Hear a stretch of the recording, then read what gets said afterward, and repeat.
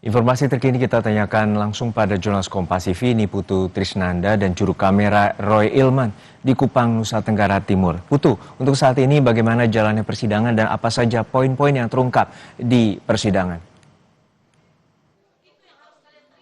Selamat siang Jono dan juga saudara, ini baru saja sidang selesai sekitar tadi pukul 12.30 waktu Kupang, di mana proses persidangan dengan agenda pemeriksaan saksi ini sudah selesai. Tadi sudah ditanggapi juga oleh terdakwa apakah ada poin-poin yang disangkal atau tidak. Dan kalau Anda bisa mendengar saudara dan juga Juno yang menyaksikan dari studio, ini memang masih terus ada perlawanan ataupun juga keberatan dari pihak keluarga dengan adanya keterangan-keterangan yang disampaikan saksi.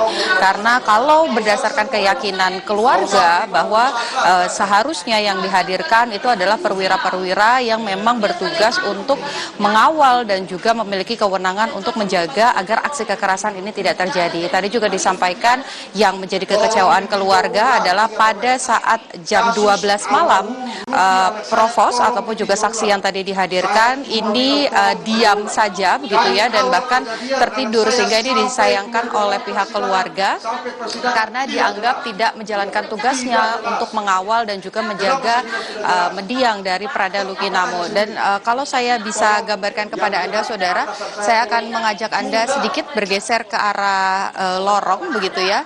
Masih ada ibu dari korban, ya ini Prada Lukinamo, yang menyampaikan kekecewaannya kepada proses yang sedang berjalan begitu ya. Bahkan tadi satu hal yang disampaikan adalah berharap peristiwa ini atau kasus ini ditinjau ulang atau mendapatkan perhatian baik itu dari Presiden ataupun juga Panglima TNI. Karena kalau berdasarkan pernyataan keluarga begitu, yang kemudian kekerasan yang terjadi berujung pada kematian Prada Lukinamo ini bukan terjadi secara spontan, melainkan secara terencana, sehingga ini yang kemudian seharusnya bisa memberatkan para pelaku atau 22 terdakwa yang saat ini menjalani proses persidangan. Dan kalau kita melihat bagaimana jalannya sidang tadi juga disampaikan ada beberapa hal begitu ya yang dilihat secara langsung oleh saksi. Salah satunya adalah aksi penyiksaan dalam bentuk mencambuk begitu ya dengan menggunakan selang. Ini yang dilakukan oleh salah satu terdakwa atas nama Abner. Kemudian juga tadi disampaikan bahwa terdakwa yang dihadirkan di ruang sidang untuk berkas nomor 40 yakni Komandan Kompi A yaitu Ahmad Faisal begitu ya, Leto Ahmad Faisal ini tidak melakukan upaya untuk kemudian menghentikan. Tadi juga salah satu yang ditanyakan oleh auditor militer adalah secara kepangkatan ataupun juga secara jabatan apakah terdakwa yang saat ini dihadirkan di ruang sidang itu sebetulnya punya kewenangan untuk menghentikan aksi kekerasan yang sedang dilakukan oleh Abner.